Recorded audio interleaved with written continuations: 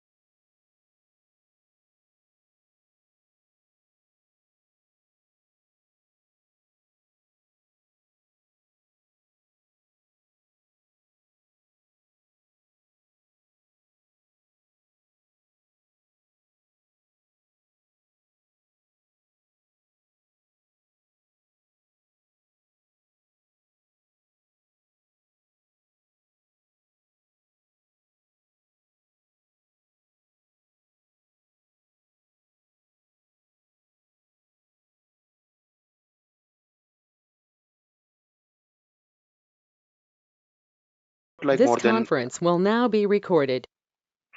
I have got more than 8+ years of experience into big data domain, right? Where I have exposure on working with different big data components with the help of the Hadoop as well as Spark.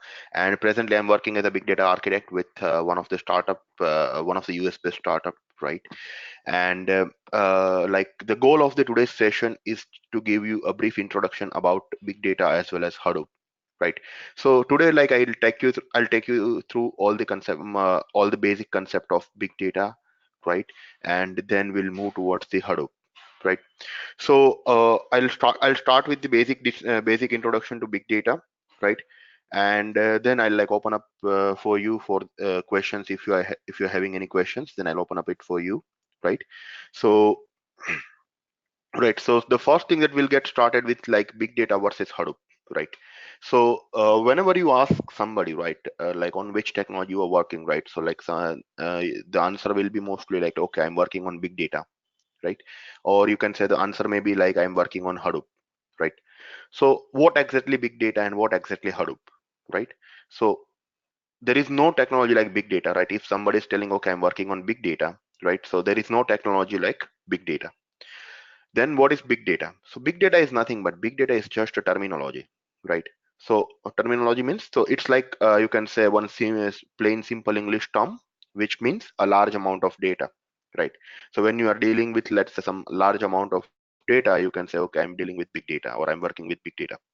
But there is no technology like big data, right? Then what exactly is the technology or what exactly is the framework, right? So Hadoop is the actual technology, or you can say Hadoop is the actual framework that big data that people are using for solving big data problem, right? So here, right? So big data is nothing but just a terminology, but the actual framework or the actual technology that people are using for solving big data problem is what? Hadoop, right? So the first thing that you need to clear in your mind is like there is no technology like big data, right? Big data is just a terminology, but the actual technology that people are using for solving big data problem is what? It's Hadoop, right? And Hadoop is the combination of like multiple technologies, and or you can call it like the multiple sub framework are there inside Hadoop, which includes HDFS, MapReduce, Hive, Pig, HBase, Scoop, Flume, Oozie. Apart from that, you can say there are multiple frameworks for Spark, Flink, Drill, right? So Hadoop family is the combination of like you can say the 50 plus different technologies, right? And each and every technology is having its own domain, right? Or you can say each and every technology is used like for solving some particular problem, right? So today, our today's session will be mainly focusing on the big data and not on the Hadoop, right? So I'll just take you through most of the concept of big data today. And once you are well versed with the big data concept, then we'll be moving towards the Hadoop, right? So the actual framework will be starting maybe like after 1 or 2 session, but our initial focus on understanding the big data, right? How big data came into picture, what are the problems with big data, what are the reasons behind generating big data, right? And then we'll move towards like how Hadoop came into the picture, right? Now another thing, right, after like understanding the difference between big data and Hadoop, right, you need to define the big data, right? Or so you can say like what is big data, or the definition of big data, right? So uh big data is nothing, right? So let's say if you'll ask somebody what is big data, right, whether he is a technical person or a non-technical person, so when you'll ask somebody what is big data, his answer will be simple. Okay, big data, I don't know much, right? But it may be like some large amount of data or huge volume of data, right? That is nothing but a big data, right? So his answer will be simple, pretty simple, right? So big data is nothing but a large amount of data or a huge volume of data, or you can say the data is very huge in size, right? But let's say the data, right, to which you are calling a large amount of data, right, that the same amount of data may not be the large amount of data for me, right? So for that you need to define you need to give the standard definition of big data, right? And the standard definition of big data can be given with the help of the 5 V's, right? Where out of 5 V's, first V stands for volume, another V stands for velocity, third V stands for variety, fourth V stands for value, and the fifth V stands for the velocity, right? We'll be understanding this each and every V's in detail, right? But before that, right, when big data was initially introduced around in 2010, right, at that time they came up with just these three V's, right? So let's say this volume, velocity, and variety, right? Then based on the requirement, based on the data that got increased, right, they added two more V's, right, for defining big data, which includes this value and the velocity. Sorry, it's not velocity, but it's the veracity, right? So based on that, you can say they came up with two more V's, that is value and the veracity, right? Now we'll go like with the one by one V, right? And then we'll understand, right? So the first V stands for the volume, right?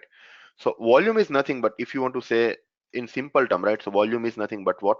The size of the data, right? Now in terms of computer, if you want to define the size of the data, how you can define that? So you have different factors for defining the size. So starting from the bits, right? You have bytes, you have KB, MB, GB, TB, right? Then you have petabyte, exabyte, zettabytes, and yottabytes, right? So if you want to define the size of the data in terms of the computer, you have different factor. So starting from bits, you have bytes, kilobytes, megabytes, gigabytes, terabytes, petabytes, exabyte, zettabytes, and yottabytes, right? Now let's say out of all this factor, right, starting from bits is like minimum factor that you are having, and yottabyte is the maximum factor that you are having right now in the market. So which data you will call as a big data and which data you will call as a small data, right? So I would say the data, right, that is easily manageable, right? That means the data that you can easily store and the data that you can easily process is called as a small data. But the data that is difficult to manage and the data which is like difficult to process is called as a big data, right? So I would say, let's say the data, right, starting from bits up to the GB, I'll be calling as a small data. And the data starting from terabytes up to the yottabytes, I'll be calling as a big data, right? Why I'm calling this data as a small data and why I'm calling this data as a big data, I'll give you the reasons for that, right? Now let's take an example of small data first. If you want to store some bits of data or bytes, or let's say the GBs of data, right? What kind of device do you need, right? So let's say I want to store some gigabyte of data. I have like some 10 GB of data that I want to store. So what kind of device do you need? So can you store that data in your laptop? The answer is yes, right? Because laptop right now coming up with like thousands of gigabytes of space. That is like nothing but 1 TB or 2 TB, right? So yeah, again, one more thing, like when I say GBs, right? So it should not be like 1 GB or 2 GB, right? It should be capable of handling thousands of GB as well, right? And similarly, when I say TB, right? So though your laptops are coming out with TBs of hard drive, but it's just 1 TB or 2 TB, right? You don't have a laptop with like 1000 TB of space while you have the laptop with 1000 GBs of space, right? So when I say GB, it should be in thousands, right? It should not be 1 GB or 2 GB. Similarly, when I say TB, it should be in thousands. It should not be on like 1 TB or 2 TB, right? So when you if you want to store gigabytes of data into your laptop, your personal laptop, you can easily store that and you can easily process that. So yeah, it is like manageable. Okay, if you go to like more smaller device than your laptop, right, then you can have your external hard drive, right, which is again like very small and very handy device, again very cheaper as well, right? So laptops are also very cheaper nowadays, your hard drive is also very cheaper nowadays. But can you store your small data or gigabytes of data into hard drive? The answer is yes, because right now your external hard drives are also coming up with thousands of gigabytes of space. That is nothing but, you can say, 1 TB or 2 TB of storage space, right? Similar to that, you have pen drive, right? So in pen drive also right now coming up with like 512 GB of storage space. So can you store your data or can you store your gigabytes of data into your pen drive? The answer is yes. And if you take the one most common example that all of us are using right now, right? So you can take an example of the smartphone, right? So can you store your data into smartphone or can you store gigabytes of data into your smartphone? The answer is yes, right? Because because like let's say before, right, earlier when we were using Nokia phones, it was coming around in MBs of space. You had like just 8 to 10 MB of storage space, right? But right now your smartphones are having like storage space up to 256 GB, and even like there are many smartphones which are giving you functionality for expanding their storage space from their up to like terabytes of space, right? So whatever devices I have mentioned over here, that is your laptop, your external hard drive, your pen drive, your smartphone, right? All those devices are a very small device, very handy device, right? On top of which you can easily store your gigabytes of data, and you can easily process your gigabytes of data. So that's why as the data starting from bits up to the GB, it's can be easily stored on top of your available devices, that is your laptop, hard drive, pen drive, and smartphones, right? And it can be easily managed and processed. That's why it is called as what? It is called as a small data, right? Now coming to the big data, right? So let's say if you want to store some terabytes of data, right? Sorry. So for storing terabytes of data, you need some high configuration computer, right? Then if you have some high configuration computer, you can store terabytes of data, right? The another thing that you need is what? High configuration server, right? So either you have high configuration computer, you can store terabytes of data easily. If you have high configuration server, then also you can store terabytes of data easily, or you can have some cloud server, right? So for storing terabytes of data or up to yottabytes of data, right? There are very less companies. There are no company right now which is having yottabytes of data, right? But there are company who are dealing with you can say exabytes or up to zettabytes, right? But there are very limited company right now. There are no companies which is having like yottabytes of data. That is YB, right? So if you want to store right your data starting from terabytes up to the yottabytes, you need some high configuration computer. Again, that high configuration computer will only be able to store up to terabytes or petabytes, not beyond that, right? Or else you need some high configuration server, right, where you'll be having like multiple hard drives, right, multiple processors and multiple memory, right? Or Hi, Raj. if not, yep, Sorry yeah, for Manjusha, please tell me. disturbing, but your voice is breaking a lot, so it's very hard to get you. Okay, just a moment, please. Yeah, thanks. Can you hear me right now? It's clear now.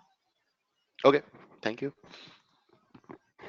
Yep, I'm sorry. Yep. So, okay, let me get started with this big data again. Yep. So, like if you want to store the data starting from terabytes up to the yottabytes, right? Then you need like some high configuration computer, right? So again, that high configuration computer will be coming up with the limited storage space, so it can store up to the terabytes or maybe extendable up to petabytes only, right? Then if not, then you need like some high configuration servers with multiple hard drives configured on it, right? Then you can store the petabytes or exabytes of data on top of like some high configuration server. Or if not, right, then you can create one some high configuration cloud virtual machine, or you can say the cloud instance on top of AWS or on top of Azure, right? And then you can store your data on top of that cloud machine, and then or you can process your data on top of cloud machine, right? So like all these devices, right, your computer, your high configuration server or cloud instance, right? So that are like bit difficult to manage, or you can say bit complicated to manage, right? Plus, whenever you are storing big data on top of that, or you can say the large amount of data on top of that, right? You need to take care of multiple things, right? That is like your data must get stored in a proper manner, right? There should be a mechanism to retrieve large amount of data, and the main thing that you need to take care is the performance, right? So let's say you are storing your data, but when you are trying to retrieve that, right, you are not able to retrieve that because like the way you have stored the data, or you can say the machines or the servers that you are using, right, it's not capable of like handling or processing those data, right? So it is bit complicated, right? And the performance is like key factor for storing and retrieving the data, right?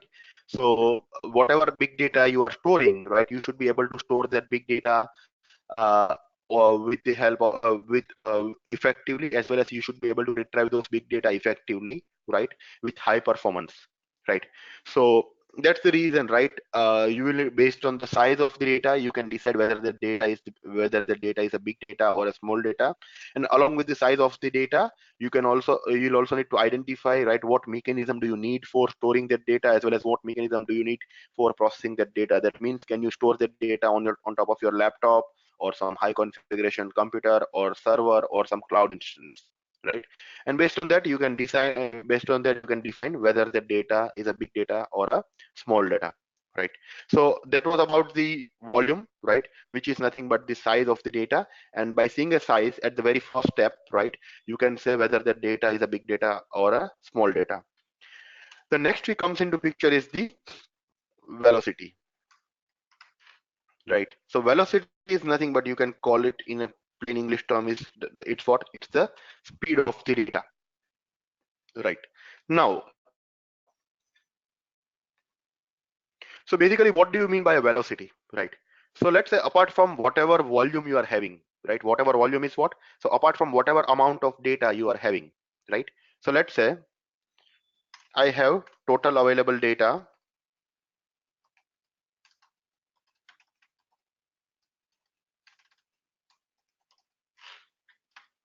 It's of, let's say, some 10 TB, right?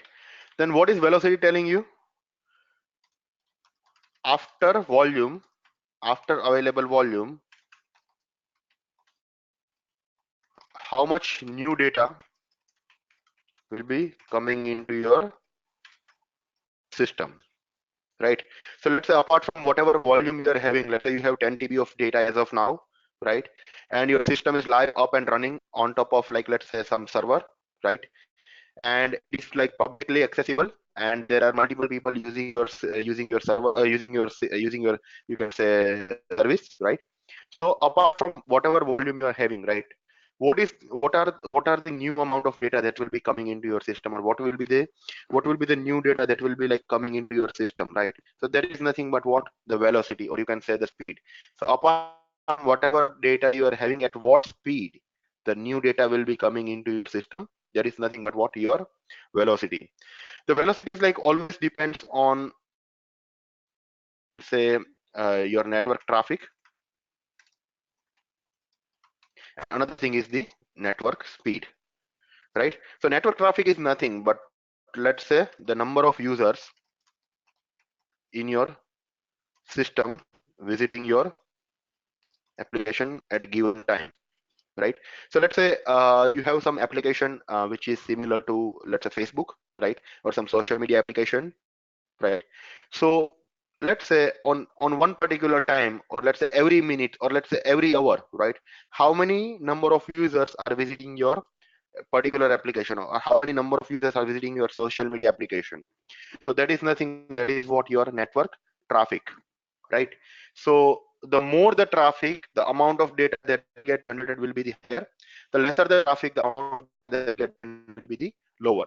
So if the network traffic is high, right, the velocity, or you can say the speed of getting new data will be higher. If the network traffic is low, the velocity, or you can say the speed of getting new data will be what? The slower, right? So it depends on the first is what? The network traffic, and another one is the network speed, right? So you can call it, let's say, the internet speed. So let's say you are two friends, right? One friend is like, let's say, on one friend is on, let's say, some 10 Mbps network, and the another friend is on, let's say, some 100 Mbps network. And both these friends are, let's say, downloading some data from the internet, or let's say you are downloading some movie from the internet, or let's say you're using some social media application on the internet, right? So the amount of data, right, that this first friend will be producing, right, it will be the lesser than the amount of data that the second friend will be producing after 1 hour, because the second friend is having a higher network speed, or you can say the higher internet speed. So he will be able to produce more amount of data after 1 hour, or you can say he will be able to produce 10 times more amount of data than the friend one, because his network speed is what?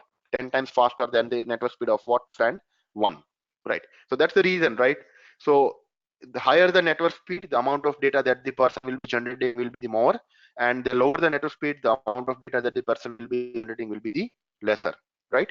So Velocity is like depends on the two different factor. One is like network traffic and another one is the network speed, right? Now you will need to identify both these things well in advance for providing the proper storage mechanism and for providing the proper processing mechanism. Why you'll need to identify, I'll just explain you by one simple example. So let's say you have one like new social media application, right, that you are starting. Now let's here you have let's say some device, you are recording your data, you have some data, and you have some, let's say, storage available, right? Now let's say I have like on day one I have 10 TB of volume available, so like I mentioned over here, right? So I have total available volume as of now, so total available data I'm having as of now is just 10 TB, right? So on day one I have 10 TB of data available, and let's say I have storage also of 10 TB, right? Will I be able to store my data, this 10 TB of data, into 10 TB of available storage space? The answer is what? Yes. Let's say if this 10 TB is completely free, I will be able to store this 10 TB of data on this 10 TB of storage space. So my you can say purpose for that particular day is what? Resolved. Let's say on day two, I am getting more 10 TB of data. Let's say I'll be writing plus 10 TB, right? Now, will you be able to store this additional 10 TB of data that you are getting on next day? The answer is no, right? Because you only had 10 TB of storage space, and that 10 TB, right? The 10 TB was occupied with the available volume on the day first itself. So now what is the solution that you are having, right? So one of the solution that you are having is what? So increase this storage space by 10 TB, right? Store this 10 TB of data over here. Then your purpose for that particular day is resolved, right? You will be able to store, you can say, the 10 TB of data by increasing the storage by increasing storage to 10 TB. Okay. Let's say now coming to day three, you are getting more 10 TB of data, right? So now what? Again, you don't have the storage space available. So now the solution that you are having right now is what? So let's say now you don't have any storage space available. So what you are doing? So let's say for 3 days you got 10 TB, 10 TB, 10 TB of data, and now you are assuming okay, you are going to get this 10 TB of data on a daily basis, right? And let's say you are increasing your hard drive by 100 TB, right? Will you be able to store this 10 TB of data on this 100 TB? The answer is yes, and you'll still have like 90 TB available on top of this 100 TB, right? Now, what happened is like you just assume, okay, you can say you are getting 10 TB of data on a daily basis, right? And by assuming that, you made an investment of what? 100 TB. But what is happening is like, let's say from day 4 onwards, you are not getting any kind of data. That means your system became like you can say your system from your popular system, right? You lost your, like, let's say your user base, right? People stop using your application, you can say people stop using your platform, right? And then you are not getting any kind of further data from your system, right? So now what happened is like whatever investment you made over here for 100 TB, right? That investment was useless, right? Whatever money you invested for buying this 100 TB of storage space, right? Now it's of no use, right? Why it happened, right? Because you just assume by seeing this volume for 10 TB on a daily basis, and you assume like okay, you are going to get 10 TB of data on a daily basis. So if you'll make 100 TB of investment, that will be, you can say, worth investment. It will solve your purpose for 10 days, right? So what velocity factor is telling you is like, just by seeing the volume, right, you should never define the future prospect, or you should never make any kind of investment, right? So apart from volume, you should also identify at what speed, right? You should also analyze at what speed the data is going to get grow in future, and based on that you should make proper planning, and based on that you should make proper investment. Then and only then you'll be able to get the competitive advantage. Otherwise it won't be useful, right? So for that, right, here you made the 100 TB investment, and from day 4 onwards you are not getting any kind of data, so your investment is what? Useless. Similar to that, there might be like some another scenario where rather than getting no data, you are getting, let's say, some 200 TB of data, right? So again, if you are getting this 200 TB of data, then also this investment is not fruitful, right? Because you just assume, right, like your system will be producing 10 TB per day. Suddenly your system started producing 20x times, right? And again, you are not ready to store this 20x times of data, right? So your system will go down, or your system will be like not able to cope up with the amount of data that it is having, right? So again, that investment is going to be what? That investment is going to be useless. Clear? So just by seeing a volume, so let's say by seeing this 10 TB, I cannot say, okay, whether that data is a big data or a small data. At very first place, by definition of the volume, you can say, okay, TB belongs to here, so TB is a big data, right? But apart from the volume, right, you should also consider the velocity factor, where velocity is nothing but, you can say, the speed of the data, right? Or you can say the future prospect or the future growth of the data, at what speed the data is going to grow in future. And based on that, you should make the proper planning. Based on that, you should make the proper investment, and based on that, you should provide the proper storage as well as proper processing. And the velocity is like mainly depends on the network traffic and the network speed. All of you clear with this volume and the velocity? Any questions?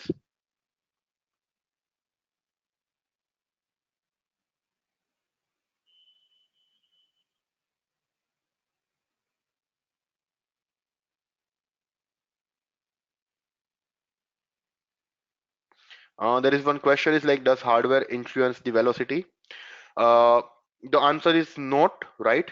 But velocity is nothing, right? The velocity is all about like identifying the future prospects, right? And with the help of the velocity, right, you'll be identifying all your future requirements, right? And with the help of that velocity, you will make like future arrangement, or you can say the future hardware arrangement for your system. Am I answering your question?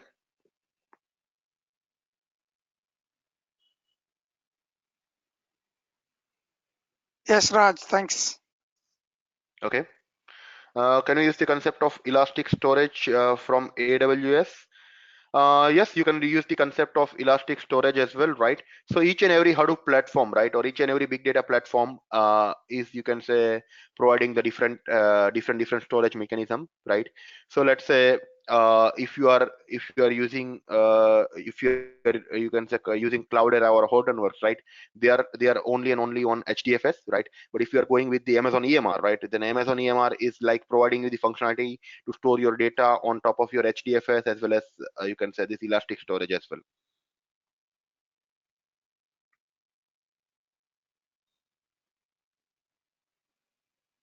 Any other questions?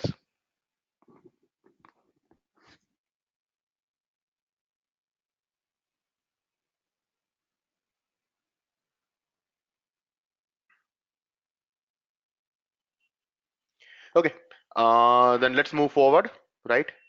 So after volume and velocity, right, the third factor that you need to consider is the variety, right? So variety is nothing but what? You can call it a type, call it as a type of data, right? Now there are different categories of data, right? And you whatever kind of or whatever type of data you are having, right, you can classify your data into three categories, right? And those three categories are, you can say, the structured data, the semi-structured data, and the unstructured data, right? So structured, semi-structured, and unstructured, these are the three categories of data that you are having, right? Now, what do you mean by a structured data, right?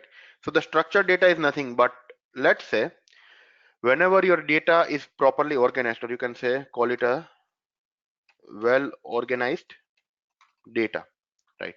So whenever your data is like well organized in form of, let's say, some row, column, or let's say if it's in text file, then it's in like proper delimited values, then that is called as the structured data, right? Semi-structured, right? So let's say the data is partially organized. That means half of the data is well organized, half of the data is not well organized. Then that is called as the semi-structured data, right? And the unstructured, right? So you can call this like, let's say, some unorganized data.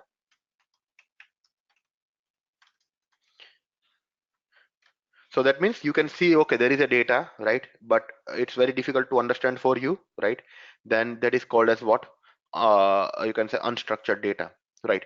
So whatever data you take right now in the market, right? All the data can be categorized in either of the category. Either the data will be the structured data, or the data will be the semi-structured data, or the data is going to be the unstructured data, right?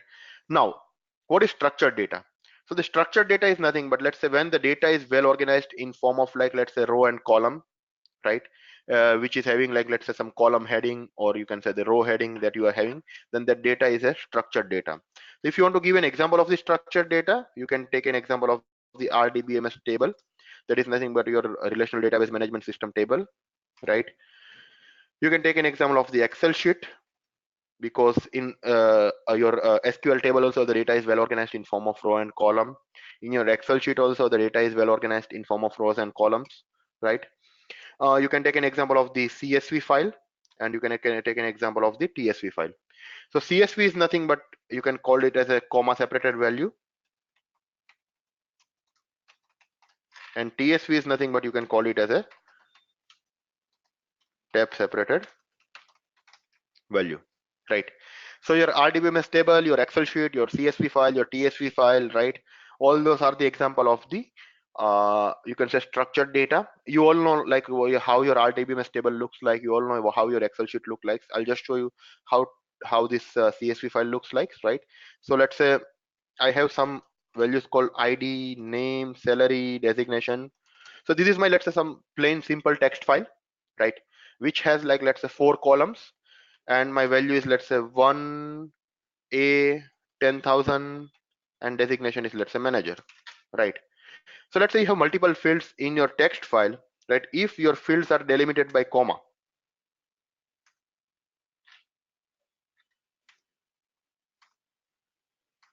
right? So let's say between ID and name the delimiter is what? Comma. Between name and salary the delimiter is what? Comma. Salary and designation the delimiter is what? Comma, right? So let's say whenever you encounter comma, at that time you will believe, or you'll consider that, okay, from here my next field gets started.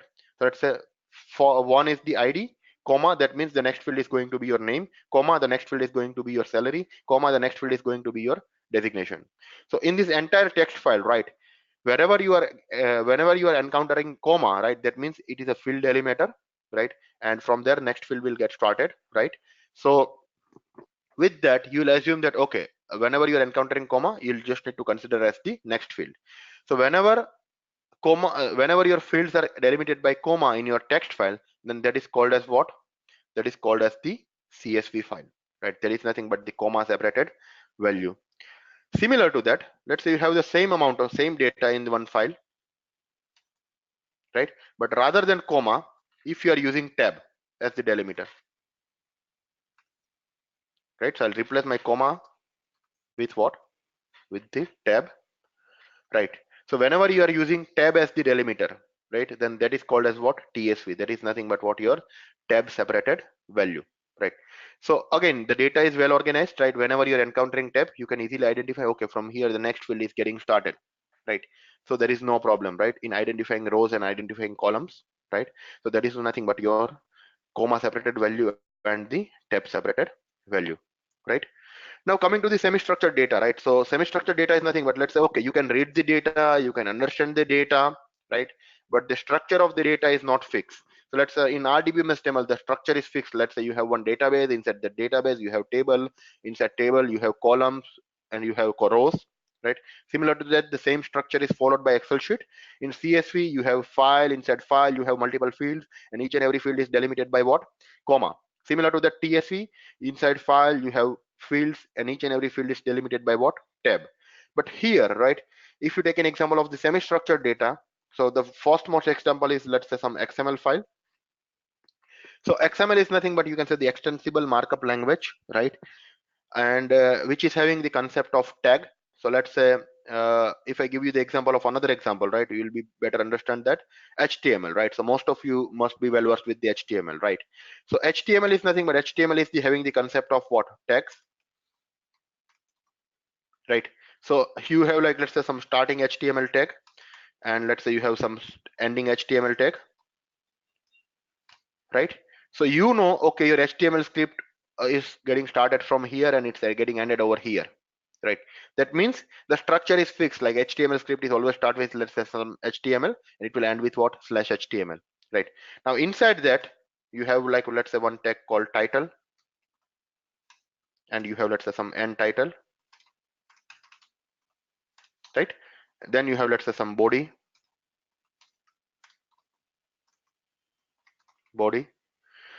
Now again, inside title, can you write, let's say, let's say I want to write in some bold. Inside that I want to write it inside italic. Inside that I want to write it into, like, let's say, some underline, right? Then let's say your underline will get ended, your italic will be ended, your bold will be ended. That means what I want to say is, like, let's say, though the structure is fixed, let's say it starts with HTML, ends with HTML, right? But inside one tag you can have the n number of internal tags, right? And again, the structure is not fixed, right? It's not necessary, okay, inside bold you can have only one italic, or inside italic you can have only one underline, right? You can have n number of internal text inside title, you can have n number of internal text inside body, you can have n number of internal text inside HTML. That means the structure of the HTML file is fixed, right? You can see the HTML file, you can understand the HTML file, right? But inside that, the way of writing, or the way of writing the HTML text are you can say not fixed. That means it is partially organized. Similar to that, XML is also following the same standard, right? So you can take an example of the XML and the HTML, right, as the semi-structured, right? And you can have one more as the JSON. So JSON is nothing but, you can say, the JavaScript object notation, which means it is storing your data into the key value pair, right? And where you can say inside one key value pair, or you can say inside one JSON value you can have JSON object, or you can say inside one JSON value you can have JSON array, JSON object, whatever you want, right? So again, like an HTML or XML, the structure of the JSON is what? Not well organized, right? You can read the JSON, you can understand the JSON, but the structure is not fixed, right? So that's why this XML, HTML, JSON are belongs to what? Semi-structured data, which that means by seeing the data you can read the data, you can understand the data, but the structure of the data is not fixed. That's why it's belong to what? Semi-structured data. And coming to the unstructured data, right, the data which is like unorganized, right, or which you can see, right, you can understand, but you cannot form, right, okay, how the data is getting populated, or you cannot understand the small elements of the data, then that is called as what? Unstructured data. And the example of the unstructured data is the image, right, audio, video, and your zip file, right? So let's say when you are seeing some image, right, so image is what? Image is nothing but the combination of multiple pixels, right? Now if you'll go, right, if you'll see the image, if all pixels are combined and if it is like displayed you as like one of the single image, then you'll be able to understand that image. But out of that image, if let's say I'm segregating all the pixels, and if I'm giving you one pixel, right, and if I'll tell you, okay, what this pixel mean, or like which like from which part of the image this pixel coming from, right, then you won't be able to understand that thing, right? Similar to that, audio is in form of wave, right? So if you listen you can understand, right, but you cannot see the audio, right? Similar to that, video, okay, video is also like in form of like streaming, right? So if I'll give you the streaming pixel, you won't be able to understand that. And the zip file, right, so whenever you can say archiving, or you can say zipping some file, right, it's like compressing it, and it's like adding some value, you can say some compression coding on top of that, so you won't be able to understand that, right? So that is like, let's say, the unstructured data. So earlier, right, when the smartphones and all were not there in the market, right, only the structured data was increasing, right? But now after smartphone came into picture, the social media came into picture, WhatsApp came into picture, right? So the amount of, you can say, the normal structured text message that you are sending, right, is similar to that. You are sending the images on top of your you can say smartphone or social media. You are generating audios, you are generating videos, right? So the amount of structured data that is increasing, the equal amount of unstructured data is also increasing after smartphone came into picture, right? So earlier the problem was just to handle or you can say earlier the problem was just limited to handling the structured data, but right now the problem is not the same, right? The amount of structured data that is generated by the people, there are like, let's say, much more higher amount of unstructured data that is also generated by people, right? And there are companies who are working on analyzing your unstructured data as well as the structured data, right? So based on the category of the data, or you can say based on the type of the data, right, you will need to choose your platform wisely. So whatever big data platform you are choosing, right, you usually need to identify, okay, if you want to process the unstructured data, right, which big data or which Hadoop framework will be able to help you in processing, or you can say in solving your problem on top of this unstructured data, right? So that is about you can say that is about the different types, or you can say the different varieties of data. So here are the three V's, right? Volume, that is nothing but the size. Velocity is nothing but the speed, and variety is nothing but the type. Now after that, the next V comes into picture is nothing but what? The value. So value is nothing but, you can call it as the importance of the data, right? So let's say you might be recording, let's say, some n amount of data, or you can say you might be recording some n attributes for one particular data point, right? But whether all those n attributes are equally important or not, that you need to identify, because you cannot keep filling your storage with useless data, right? If the data is important, right, then and only then you should keep it, and you should keep it in such a way that you should be able to retrieve in a much more faster manner. But if your data is not that much important, you should store it, that's fine, right? But you should not store it in like easily accessible way, because if you are storing your data, let's say, into the cache, which is like way faster in retrieval, it's going to be costly, right? But if you store all your data into cache, then it's of no use, right? The highly important data will be stored into cache, and then you can say the data which is like very very less important, you'll be storing into some xyz storage space, right? Which is like, let's say, if it's taking some time, that's fine. But for that, you need to identify the importance of each and every data point. You need to identify the importance of each and every attribute, and only after identifying the importance of data point and attribute, you will be able to come up with that plan, right?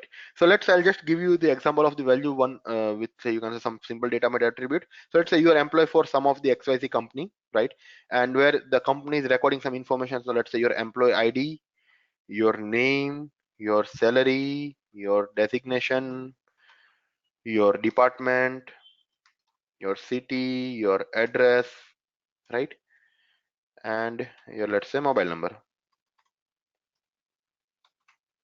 right? So let's say here are the you can say 1 2 3 4 5 6 7 and 8 attributes, right, for one particular person, right? Now each and every company is recording this information for all the employees, right? Now whenever you are going to visit any of your department in the company, right, so the first most thing that they will be asking you is what? So let's say whenever you want to communicate regarding your any of the status, right, or whenever you want to log into your system, whenever you want to raise your attendance or whatever you want to do, right? So for company, out of this 8, right, which is the most important attribute? So let's say your for company, the important attribute is what? Employee id, right? So whatever is your name, company don't care about your name, right? But whatever communication you want to make within your company, right, the all communication is happening with the help of what? Employee id, right? Similar to that, right, when you are going back to your home, right, your employee id is not important, but your name is important, right? Because your family don't know you by your employee id, they know you by what? Your name. So let's say if you see the same data point from your, you can say, company's perspective, your employee id is more important, or you can say the value of the employee id is more important than the value of name. But with the same data point, if you are going back to your home, right, then your name is more important than your employee id, right? But if you are seeing from your perspective, right, you saw with the perspective of your family as well as your company. But if you are seeing this with your perspective, right, then you don't employee ID is not important, your name is not important, but what is important for you is what? Your salary, right? Like how much you are getting, right? You don't care about the employee ID, or you don't care about the name, but you care about what? You care about the salary. So if you see this eight data points from, you can say, the 8 different perspective, I gave you the example of 3 different perspective, right? The importance of each and every attribute is going to be the different at each and every level, or you can say at each and every different level, right? And based on that level, you will need to identify, like if your company is storing this information, right, they'll need to store everything based on the employee id. If your home is like storing that information, they'll need to store everything based on the name. And if you are storing, you need to store it based on the salary, right? So out of all the available data points, you'll need to identify the importance of each and every attribute. You'll need to identify the importance of each and every data points, and based on that, you'll need to provide the proper storage and you'll need to provide the proper processing mechanism. So that's about the value, and you can say the last one is the veracity. So that is nothing but you can call veracity means change in data, right? Veracity is nothing but veracity is what? It is change in data. Now, let's say I'm recording the same information day wise. Let's say day one, sorry, day, employee ID, name, salary, city, and let's say some DOB, that is your date of birth. So let's say I have your data on day one.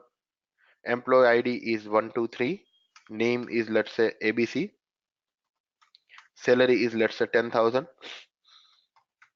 city is Hyderabad, and rather than date of birth, I'll be let's say putting as the age, right? So today your age is let's say some 20, right? I am recording the same information on day two. I am getting everything same, let's say, but only one point will be changed. So let's say your age is becoming 20.01, right? I am recording the same thing on day three.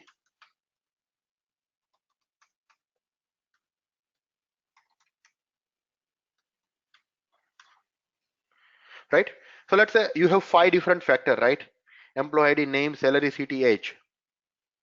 Now, out of which, if your age is changing on a daily basis, you don't have any problem with that, right? Because that is meant to be changed, right? On each and every day, right? Your age will be changing at least by you can say each and every fraction of point, but it will be changing, right?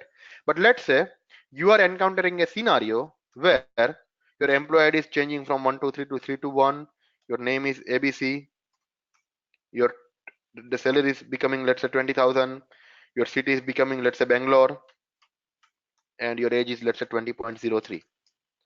So let's say when you are recording the same information on a daily basis, right? Out of which if you are identifying the change in data, right? Then let's say for these 3 days there is no change in data, because if the age is changing, that's fine, right? Because age is meant to be changed, right? But let's say if something else is changing, let's say here your employee ID got changed, your salary got changed, your city got changed, that means these factors are not meant to be changed on a daily basis. And if this is changing, right, that means there is I think either something wrong with that data, or that means the person there is like some there is you can say change in attribute of that particular person. So by seeing this fourth record, this by seeing these 3 records, right, you won't be getting any outcome, or you won't be able to get anything out of this 3 record. But the moment you are seeing the fourth record for that particular person, right, can you identify, I think that person has changed his job, right? Because his employee ID got changed, his salary got changed, his city got changed, right? So you will need to identify with the help of the veracity, okay, which are the attributes which are meant to be changed on daily basis.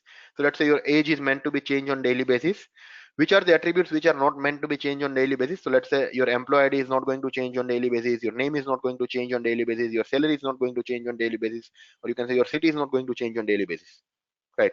So whenever you whenever you find a change on a kind of attributes which are not meant to be changed on daily basis, right, you can see some change in data, right? You can analyze those data points, you can compare it with the past attributes, and you can see what are the change in data, and based on that you can come up with some conclusion, right? So with this fourth data point, if I'll compare with the past 3 records, right, I can identify, okay, with this change it seems like person has changed his job, right?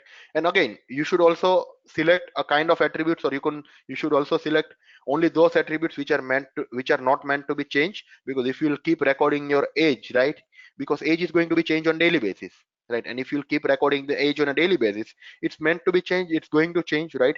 But rather than focusing on age, you can say focus on the other attributes which are not meant to be changed, and for which you are seeing a change for this particular veracity.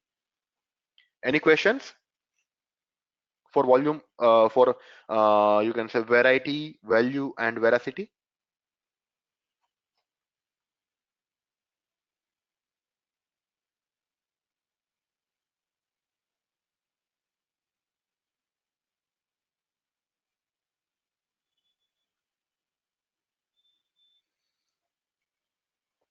Okay, I'll take it as no, and let's move forward, right? So the next, so here are the five is that we completed, right? There is volume, there is size, velocity is speed, variety is type, value is importance, and veracity is what? Change in data. The next is like problems with big data, right? So problems are nothing, right? So let's say, uh, what are the challenges? What are the problems that you are facing while dealing with the big data, right? So big data is coming up with like two different problems. One is the storage problem, and another one is what? Processing problem, right? So let's say you have some limited hardware available right now. You have let's say your laptop, or you have like let's say some one server, or you have let's say one cloud instance. Now, what is the major problem with that? So let's say if your data is going to get increased like this in this wild manner, right? Where will you store this data?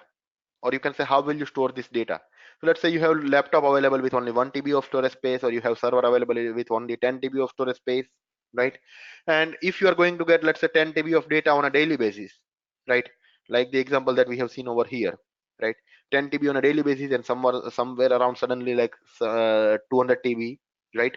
Then how will you store that data, right? So that is the first most problem that we'll be getting, right? Because each and every server is having like limited storage. So let's say if you have a laptop, right, you cannot increase your hard drive beyond certain limit. So let's say your laptop will only support some 10 TB of hard disk.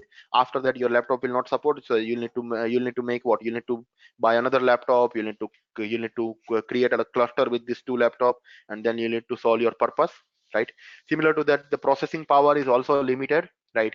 So each and every data point in big data that you are storing is just because you want to perform processing on top of that, right? You want to come up with some analysis, and you want to identify something out of that data, right? That's the reason you are storing, or you can say that's the reason you are storing your data, or you can say that's the reason you are collecting all your data from all the available data points, right? And right now data is like most important business for each and every company, right? Each and every company wants to get your data.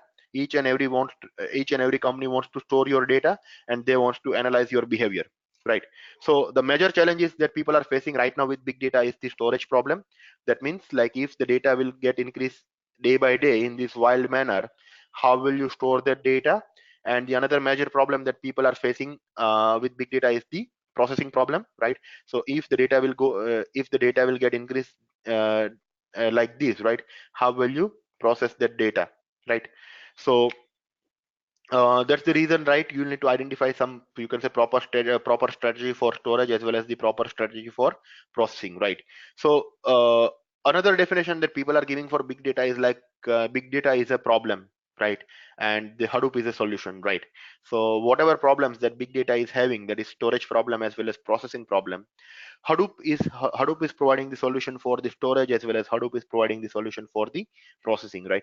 We'll understand this. We are just dealing with the problems right now, right? The solution part will be understanding once we'll be moving towards the Hadoop, right? But the goal of the today's session is not to go for the solution. The goal of the today's session is just to understand the problem, right? So there are two major problems with big data. One is the storage, and another one is the processing, right? And the next thing is like reasons behind big data, right? So let's say the big data is like booming in this market since last you can say almost 8 years, right? Not more than that, right? 8 to 9 years only.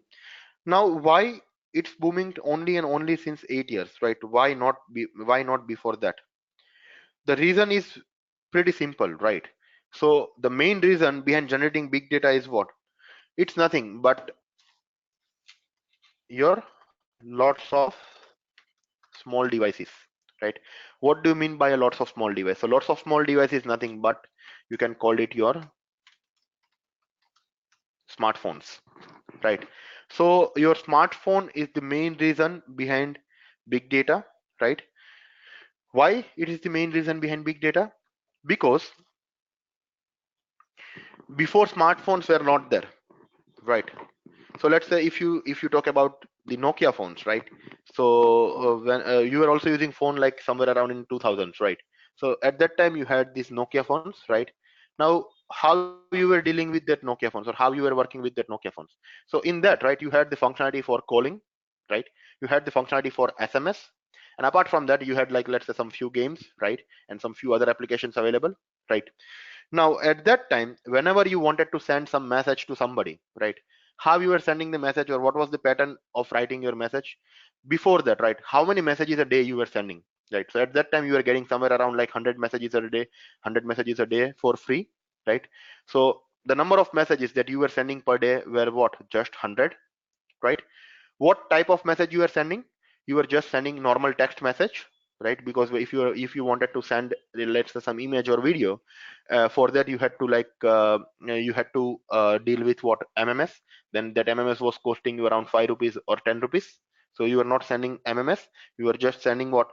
Plain simple, or you can say plain single message, right? Now, what was the pattern of writing your message? So let's say you want to send some message to your friend. You want to ask him or her, let's say, hi, hello, how are you, what are you doing, right? So whatever you wanted to ask, you were writing everything into one single message, and then you were sending that message. But if you compare it with now, right, after smartphone came into picture, right, how many messages a day you are sending? You don't have that count, because you are sending unlimited message, because you don't have any control. Earlier you had the control of like 100 messages per day, but right now you don't have any control for that, right? So there is no count, right? Or there is no limit that you are sending the message. Earlier you were just sending the text message. Right now you are sending your text message, you are sending audios, you are sending images, you are sending videos, right? Next, what is the pattern of writing message? So earlier, whatever you wanted to ask, you were writing everything into one single message, but right now you are writing into multiple, or you can say the different messages. So let's say you will be writing hi in one message, hello in another message, what are you doing in third message, right? So you are the one, right? After smartphone came into picture, you are the one who is producing this data, right? Apart from that, social media, right? So before that, Facebook was also there before as well. Facebook is there now as well. But let's say when smartphones were not there, and if I would have asked you, okay, sit in front of computer for, let's say, 24 hours, right, and use Facebook and do whatever you want to do, right?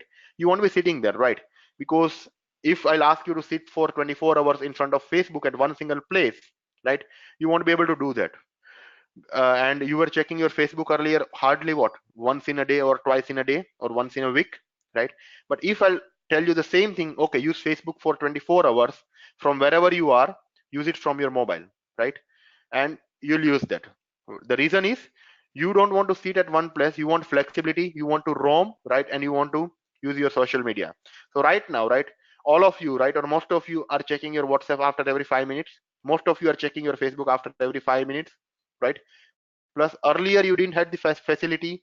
So let's say if you're going for a movie, or if you're going for dinner, or if you're going for lunch, right, you didn't have the flexibility to you can say check in from there. Okay, you are at that particular place. So like right now you have the check-in facility, you have a go live facility, you have you can say facility for uploading your image, you're uploading your videos, uploading your audios, right? So all those things is available on Facebook, right? And you can use those functionalities just because you have your smartphone, right? If it would have been like you can say earlier normal laptop or the computer was the only mechanism to use the Facebook or use the WhatsApp, right? Then you would not be using that much, right, like you are using right now, because Facebook was there, Facebook is there now as well, right? But the amount of time you are spending on Facebook earlier, and the amount of time you are spending on Facebook right now is, you can say, much more different, right? Nowadays you are checking your Facebook 10 times a day. Earlier you were checking just once in a day or once in a week, right? So your smartphone is the main reason behind generating big data. And not only the smartphone, right? Because if you have only smartphone, it's useless. But the smartphone with the combination of your 2G, 3G or 4G, or you can simply call it like the internet connectivity, right? If the internet connectivity is not there in your smartphone, right, then it's of no use, right? Earlier, whenever you had normal phone, at that time your calling pack, or you can say your calling recharge was important, right? Because you just wanted to make calls and SMS. But right now, if you don't have the balance in your mobile for making any calls, right, but you must be having internet, right? So you'll recharge for the internet first, and then you'll take care of your calling or anything else, right? So that's the difference that people are seeing from time to time, right? Earlier your calling was important, but right now your data is more important, or you can say your internet connectivity is more important, right? And now, right, the reason I'm giving you this too, if you'll compare the timeline as well with the big data launch, then also like it will be solving your doubt, right? So let's say when your smartphone came into picture, right? So your first smartphone, you can say, or the first Android phone came into picture somewhere around in, you can say, you had that Samsung Galaxy phone, which was launched in somewhere around 2008, right? So 2008, or it was in 2009, I think. Yeah. So Samsung Galaxy was launched in 2009, which was the first Android phone, right, which was costing around like 30,000 or 35,000 at that time, right?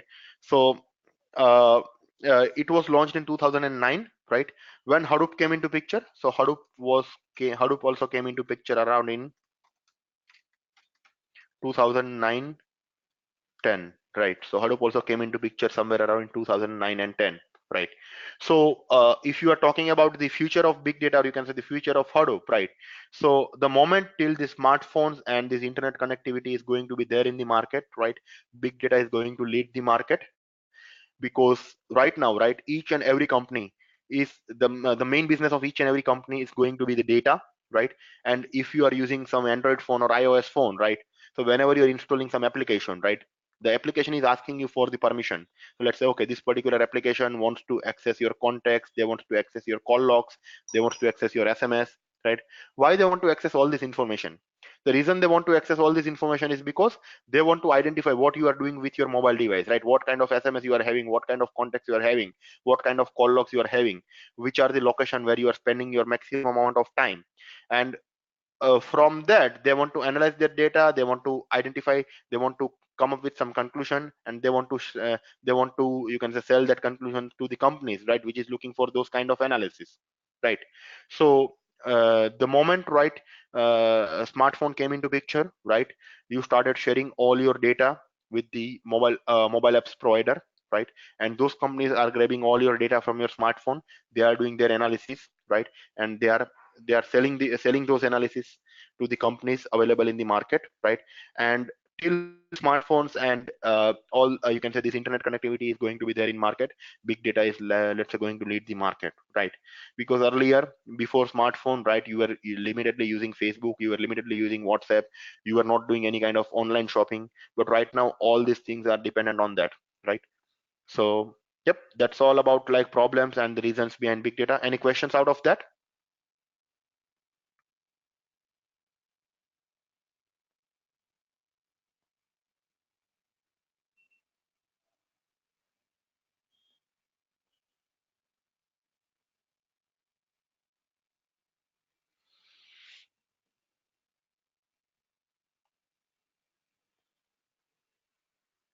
No questions? Okay. uh, Coming to the course content that we are going to cover, right? So basically this course is the combination of you can say two things, right?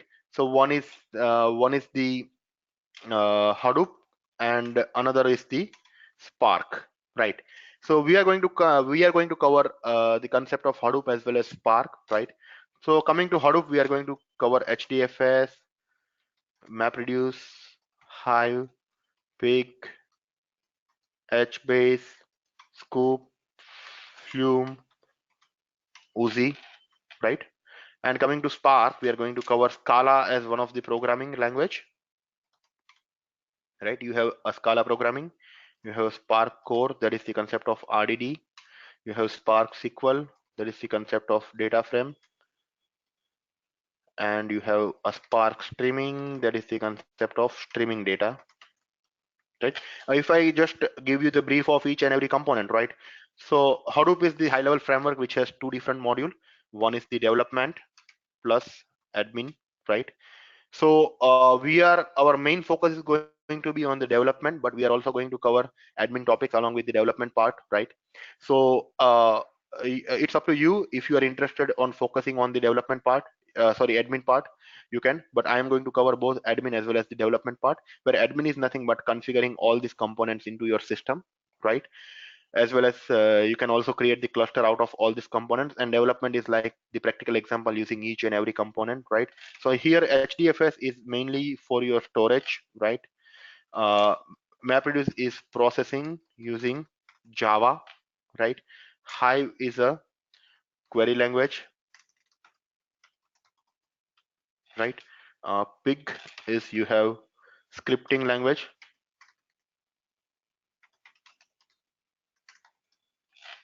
right? HBase is a NoSQL database. Scoop is an ETL tool.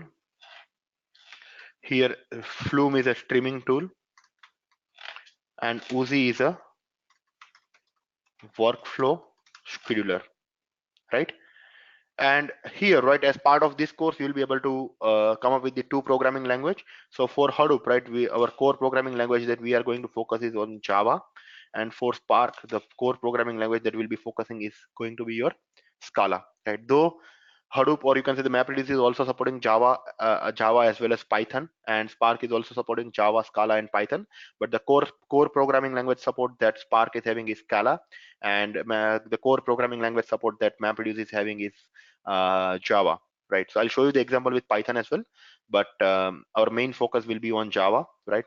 But here, one catch is like whatever you can do in MapReduce, you can do the same thing with Hive, you can do the same thing with Pig. So if you're writing, let's say, 100 or 1,000 line of code in MapReduce, you can do the same thing in Hive just with the help of the one or two different queries, right? But again, the execution engine that Hive is using or the Pig is using is on top of MapReduce. So whatever queries you are writing, your queries are automatically getting converted on top of MapReduce, and MapReduce will be responsible for executing your queries. So yep, here is the course content, right? And the total time duration for the entire course is going to be 2.5 to 3 months, right? So it depends on the you can say the number of queries, number of questions that you are getting, as well as the amount of time you are spending on the practicing. But the general timeline is like going to be like 2.5 to 3 months for finishing this entire course, right? So today we have started with the basics of big data, right? We need one more session on the big data basics, right? Then after the big data component is completed, then we'll be moving towards the Hadoop, right? Core of the Hadoop, right? The architectural concept of Hadoop, and then we'll be starting with this HDFS, MapReduce, and all these components. Any questions, anybody? Yeah, Raj, one quick question, like, is there any provision we can build our clusters in your, do you provide any infrastructure to build the cluster? Nope, you can build your cluster on top of cloud, right? But like you know, right?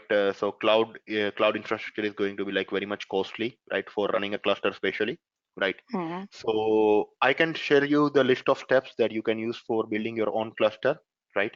But again, building the cluster is going to be the admin's responsibility. It's not going to be the developer's responsibility, right? So I can share you the list of steps required for building your own cluster, right? If you have infrastructure ready, you can say you can execute those steps for building your cluster. Okay. One more question coming up from Chandan is, only big organization is going to use big data. What about the bank or BFSI? Yeah. So not only the big organization, right? Each and every organization have to use big data, right? So let's say if I talk about my company, right? My company is like a very small company, right? Which is having like just 40 members, right? But out of 40, right, our team of 30 is like mainly focusing on the big data, right? And especially like in banking as well as BFSI domain as well, right? So right now, like one of the previous company that I was working for, right, which was working on this BFSI, right?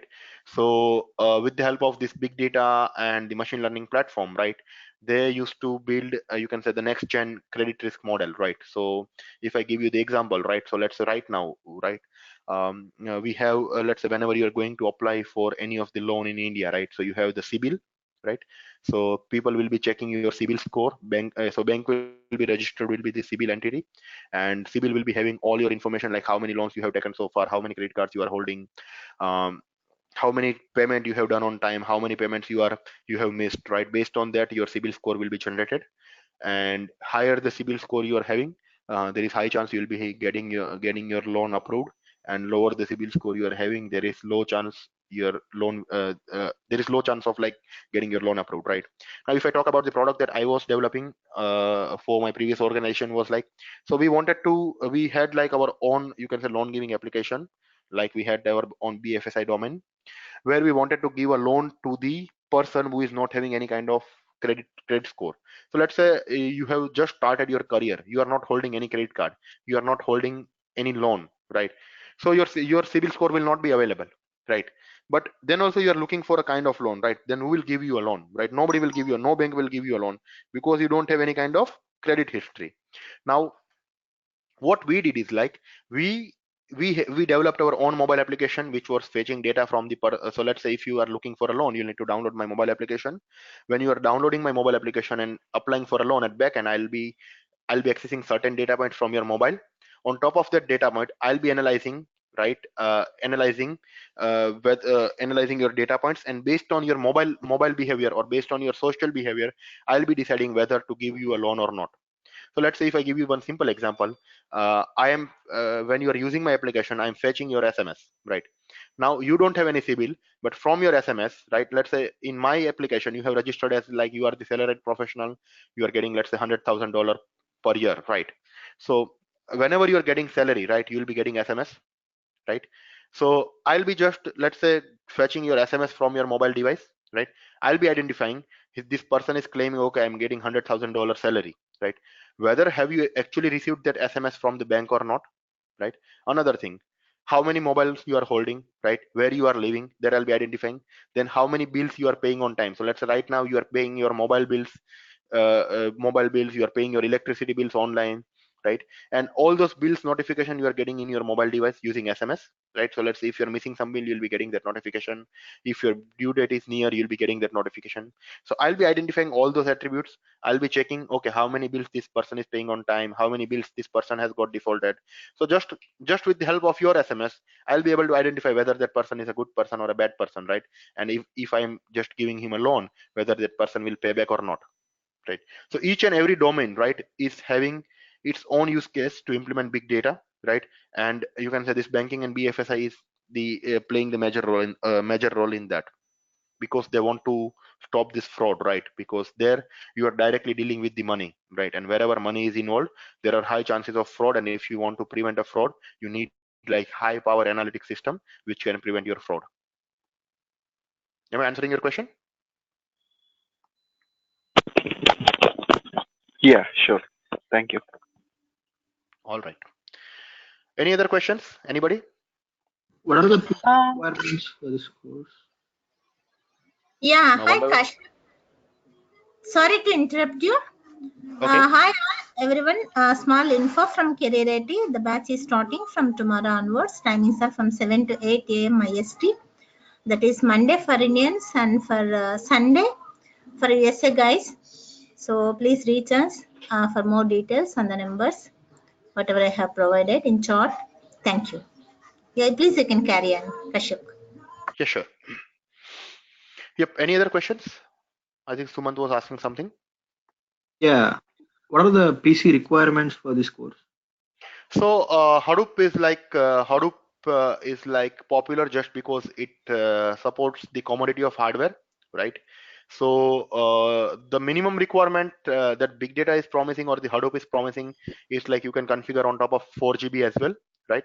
But if you have like 8 GB of RAM, right, then it would be sufficient for that.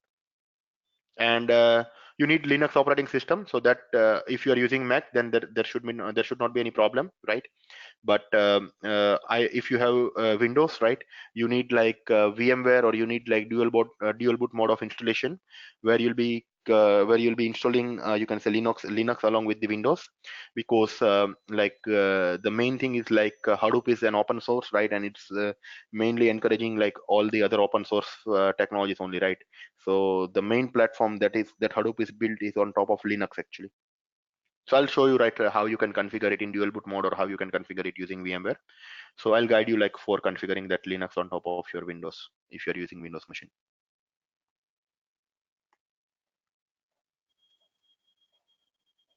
Okay, thank you. Okay. Any other questions? yeah, hi Raj. So for whatever you teach in Java, you'll be giving examples in Python as well? Nope. So basically, Python is like just I'll show you right how you can execute your MapReduce code using Python, right? So again, Okay. Java is like Java is going to be the basic thing. Okay, so like most of you have like learned Java using your school time, and the Java that we need over here is like we don't need like any framework or we don't need any kind of advanced Java. We just need core Java concept where you have the concept of object-oriented programming using class, method, object, inheritance, polymorphism, right, and exception Okay. handling, right? Okay. So I'll just show you like one or two example using Python, right? Like Mm. if you are doing this in Java, how you can implement the same thing using Python. But like I stated earlier, right? Python is not the core programming language that the MapReduce is supporting. So whatever functionality you are getting with the help of the Java, you won't be getting all the functionalities with the help of the Python. Okay. Okay. Okay. Yeah. Any other questions? And do you make us do like industrial projects as well? So you can say you cannot say it's like an industrial project, right? Because nobody is going to share the actual data with you guys. Okay, but I have like few data sets available for which I'll share POC with you, which you can use like for the implementation. Because right now data is like critical for each and every company, right? So even like I won't be able to share like any kind of real-time data with you, right? But the key to that is like whatever open source database data sets available on the internet, right? I can help you out in like creating the problem statement and you can work on top of that data set.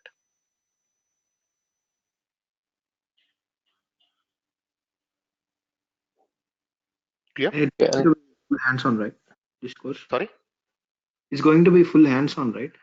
Yep, it's going to be fully hands-on only, right? So my main focus will be like 75% will be on the practical and 25% will be on the theoretical part, right? Initially, few sessions is going to be theoretical only because it's going to be the architectural concept. Once we'll start with the practical things, right? So you can say you can call it like from MapReduce onwards, right? Our 75% is going to be on the practical thing and 25% is going to be on the theoretical part. But the only thing is like there are people who is promising you the real-time project, right? But trust me, it's not going to be real-time because you can say the same project like he'll be sharing with each and every batch, right? So right now, right, you can say due to this data policy, right, you cannot share, you cannot use any other company's data, right? Even you cannot share, you can say any private data or any other data sets with anybody, right? Whatever data sets available on the internet, you can use those data sets for your learning purpose and for your implementation purpose. But if let's say I say like real-time project means whatever project I am working on, I should be supposed to share it with you, right? But people are telling, okay, I'm going to give you real-time project, but it's not actually a real time. It's going to be the same thing that I am going to do.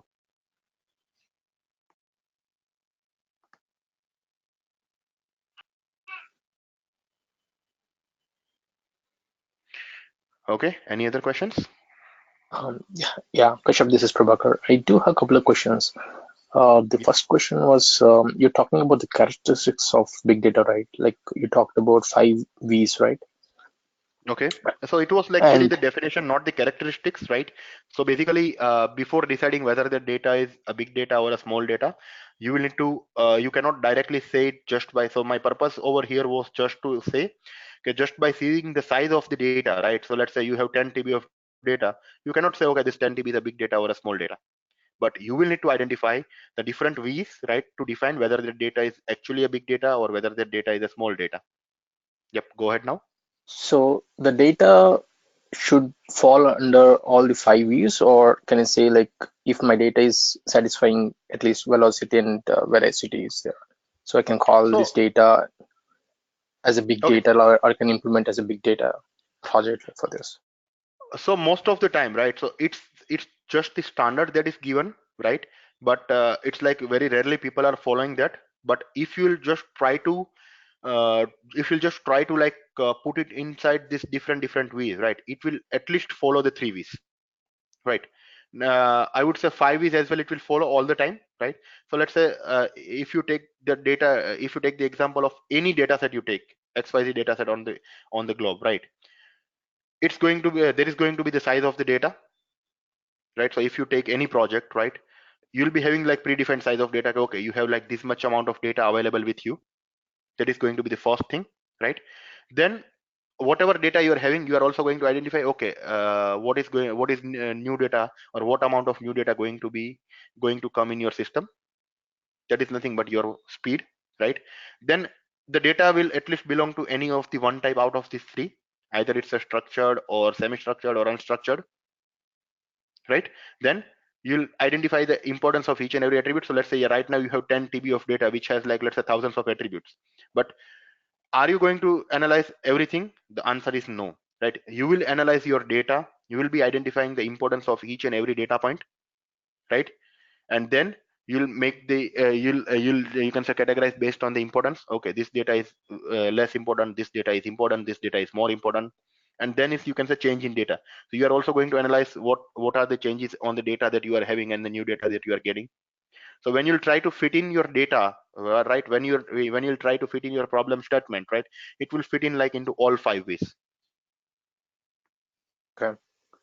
So not only the current existing data, you also need to futuristic data. What kind of data might be ingested into the system? Like, Yep. So basically, whatever system you are developing, right, your system must not solve only the current problem, right, but your system should be must capable of. also, yeah, should be capable Mhm. of handling, you can say, your future requirement. So let's say if you are, so it's like if you'll start developing your system today, right? It's not like your system is going to be ready tomorrow, right? Your system will take couple of years for development. So let's say your system is taking 3 years for development, right? And what if, let's say, your data size is going, so like you just developed system by keeping 10 TB in mind, right? And after 3 years, the data is becoming 1000 TB. Will your system will be capable of handling, you can say, that 1000 TB of data, or whatever efforts you have put in like for 3 years? Whether their system will be useful? The answer is no, right? Mhm. Okay. Yeah. Yeah. I mean, it depends again the scenario based, right? Like if a client is investing on their hardware side, definitely it can be So still basically, feasible for. Mhm. yep, hardware can be increased at any point of given time, right? And big data is popular because of its clustered environment only. So whenever you need hardware, add that, and whenever you don't need, just remove that, right? Yeah. But the main thing is like the processing thing, right? Storage as well as processing, right? So you should be effectively able to store the data. You should be effectively able to process the data. Let's say the processing logic that you're writing for 10 TB, right? You won't write the same processing logic for 1000 TB, right? The 1000 TB processing logic must be like, you can say, much more optimized than the 10 TB logic, or not? Yeah. Got it. Got it. I got your point. Yeah. And Any yeah, other I do question? have the other question was the course content you mentioned about Cloudera distribution and Hortonworks distribution, right? So which Yep. exactly distribution we'll be using for the lab sessions? We are just going to use the core Apache Hadoop, right? So Cloudera is providing, you can say, it's a ready-made VM, which is available. You can download it from the Cloudera website, Quick Start VM, right? But our core focus will be on the Apache Hadoop, right? Which is the open source Hadoop, right? So I'll just give you the difference between the Cloudera and the Apache Hadoop, right? So Apache Hadoop is like the open source Hadoop, right? So the first thing, like whichever product is getting registered under Apache, right? That product must be on open source, right? That means you cannot charge any kind of licensing fee for the products under Apache Hadoop. But saying that, right, you need like a lot of manual intervention for configuring that Hadoop, right? And also there are like a lot of you can say learning curve involved over there, right? So let's say if you want to set up some 1000 node cluster with the help of the Apache Hadoop, right, it is going to take like, let's say, somewhere around 1 month of time for setting up, you can say, 1000 node cluster with the help of the Apache Hadoop, because you need to do each and every activity manually by your own. You need to modify each and every configuration file by your own, right? But what Cloudera and Hortonworks are doing is, so Cloudera and Hortonworks are the commercial distributor of Hadoop. So what they did is like they took the source code. So whichever products are available on the Apache, right, they also have to provide their source code. So however, whatever source code was written for developing Hadoop, it's already available on the Apache, right? So they, by using the Apache Hadoop, right, they automated a few of the process, right? They made it like user interactive, right? They made it easy for the user, and they provided support. They started providing functionalities which is like easy to implement, and for that they'll charge you the licensing fee, right? And that licensing fee is very, like, from, you can say, $5,000 to the $10,000, right, per year, and that is per node, right? So if you have, let's say, 100 node cluster, then your total cost of the license is going to be 5,000 multiplied by 100. That is for 1 year, right? But the advantage that they are giving, like, let's say if you want to set up a 1,000 node cluster with the help of the Cloudera or Hortonworks, right? You'll just need to download one Cloudera manager, and you'll need to download Cloudera slaves on all the node, and just by sitting at one single place, you'll just need to give the IP address of all the machines, and you can configure Hadoop, or you can create the cluster on all the nodes. Okay, because in industry standard, there most of the companies or the clients are moving towards, I mean, going for the distributed systems, right? Because they need support for their implementation. And my question here is that after learning all this information from this training, but however, their distributed system, like distributed teams, they're providing different capabilities of implementation of those services, right? So is it required for me to, brainstorm all these topics? Then, in reality, I'll see a completely different process there. And Okay, so so I'll just give you one simple example, right? So you guys must have used Linux operating system, right? Especially, let's say, terminal, right? And you are also using Windows operating system, right? So let's say if you are using Linux operating system for number of years, and suddenly if somebody is asking you to use Windows, will you be able to use that or not? no, You will be able to use that, right? Because Windows is like more user friendly than Windows, Linux, or not? I Do mean, you need it like any depends on do you need any like special training for using Windows? The answer is no, right? Right, similar yeah, to that, right? So whatever we are doing with the Apache Hadoop, right? So Apache Hadoop is like, you can say core of Hadoop, right? Where you'll be able to understand the each and every internals of the Hadoop, right? So let's say there are multiple nodes in Hadoop, right? So if you are doing with the Cloudera, you won't be able to know the internal, because when you are starting Cloudera, internally Cloudera will take care of everything. But here, when we'll do with the help of the Apache Hadoop, right, you'll get to know, like, okay, how this process is working, how to configure this process, which configuration file to modify, how that process is going to get started, how you can stop that process, how you can manually start that. All those things you are going to do it by your own. But if you are doing it with the help of the Cloudera is taking care of all those things, and you won't even get to know like what is happening behind the scene, right? So okay, we reason behind we covering, you can say, this Apache Hadoop is because except without Apache Hadoop you won't be able to know the internals of Hadoop. okay, yep, I Getting? understand. Like, I understand because what my understanding is, see, I'm working already here and going through each and every topic, deep diving and understanding the key capabilities, right? Instead of that, if I concentrate more on what the distributed softwares they are preferring, like Hortonworks, what are the capabilities they are doing, and Yep. The only reason they are it preferring that is because they are making their life easy, right? And right, another thing, like, they are providing support, right? So like I said you, right? So if you want to install Hortonworks, or if you want to install Cloudera, you can do it like, you can set up a 1,000 node cluster in one single day. But if you want to do the same thing with the help of the Apache, right, you'll have to spend at least a month for that, right? And if you are getting some problem, you'll need to deep dive by your own, right? But again, the cost is also involved for that support that they are providing, right? Which is at least, you can say, $5,000 per node per year. So if you're using 1,000 node cluster, it's going to be 1,000 into 1,000 yeah, into. I understand from the cost Yep. based and all the things, but what I'm Yep. saying is most of the people will be working in a like at least a minimum Yep. like So clients, right, yep, where that's they fine. have So this softwares available in their infrastructure side. And yep. after learning all this content, but when you talk about the real-time implementation, I don't need to necessarily go through each and everything, right? I can just go That's over correct. what Cloudera is supporting. So just to give you like one plain simple answer to your question, right? If you are working on Apache, you'll be able to work on Cloudera. But if you are working directly on the Cloudera, you won't be able to work on Apache. Okay. Getting? Yeah, I understand. I understand the point. Okay. And are you going to deep dive on the NoSQL systems as well, like Cassandra or MongoDB? No, we are not going to cover all three, right? We'll be just covering the HBase, right?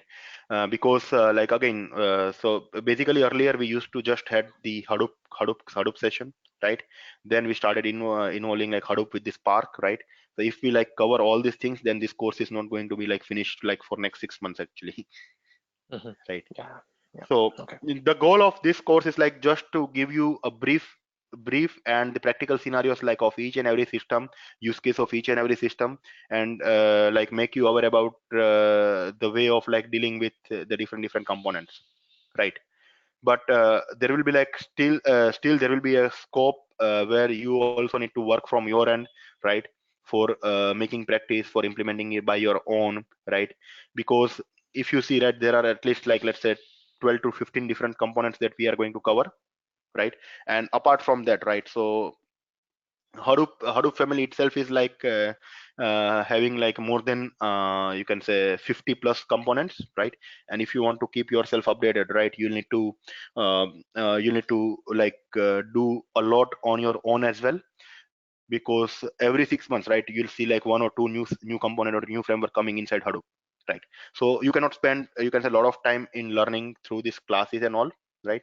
But the only thing that you can do is like if you know the base, right, if you know the basics, right? So these all are the basics, right? For any other Hadoop or big data systems you want to implement, these all are the basics, right? So if you know this, then you should be able to you can say learn something new by your own.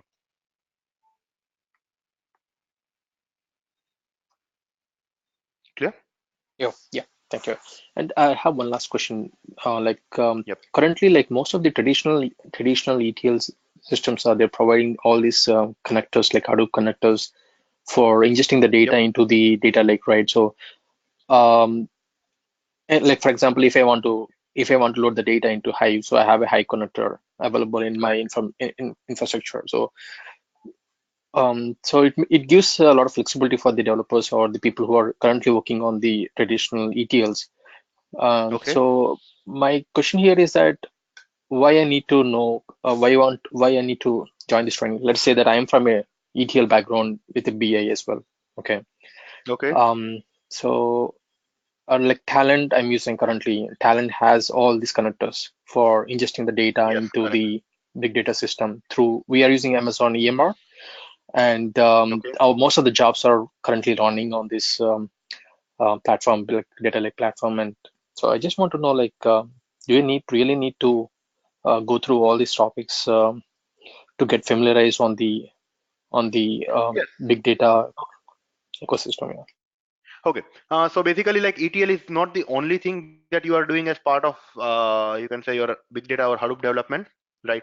So whatever components I have covered over here, right, except this scoop, right, you cannot see like anywhere mentioned the concept of ETL, right?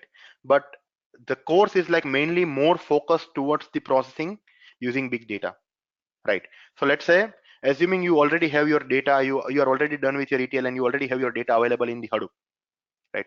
How you'll take your solution forward from there, that is what the goal of this course, right? So it's not, so ETL is not the only operation that we are performing as part of the Hadoop development, right? So ETL, there are like a lot of ETL developers right now available in the market, right? And if you like, you can say, ask them, I want to transfer this data from this XYZ system to my Hadoop, right? uh, I swear, like they'll be able to do it like in much more better way than the Hadoop developer is doing, right? Because they are dealing with the ETL things like for like many years, right? But here the goal is like once you have the data in your Hadoop, right? How you will be able to, or how will you process that data? That is the goal of this course, and not the ETL one. Okay. Thank you. Clear? Yep. There are questions from Bhargav. What about the data sets in Spark? Are we going to cover in this course? Yes. So data frame and data sets are the main thing, right, for Spark, right? And without data set, we cannot even, you can say, finish Spark, right? So we are going to cover that, and how many hours are allocated to Spark and Scala, right? So out of total, right, around 20 to 25 days will be allocated for Spark and Scala. 25 days, you can say. It can go more based on the number of questions that you are getting and number of doubts that you are getting, but approximately 25 days are required for me. Any other questions? Are you going to teach us about the Amazon EMR as well? Nope. Right. So basically, again, like with EMR licensing fees involved, right? So all these things are, let's say, almost similar only, right? If you take Cloudera or if you take EMR, right? They are just a commercial distributor of the Hadoop, right? So if I want to set up like EMR cluster, right, I at least need to purchase, you can say, 4 to 5 different nodes over there, right? So I can give you the brief introduction, right? But again, working with any of the commercial distributor, whether it's a Cloudera or whether it's you can say the EMR, right? It's not going to be you can say complicated than what we are doing with the Apache. Okay.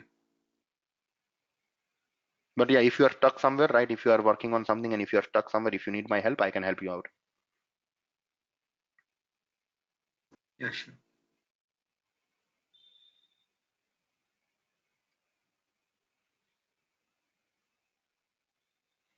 Any other questions from anybody?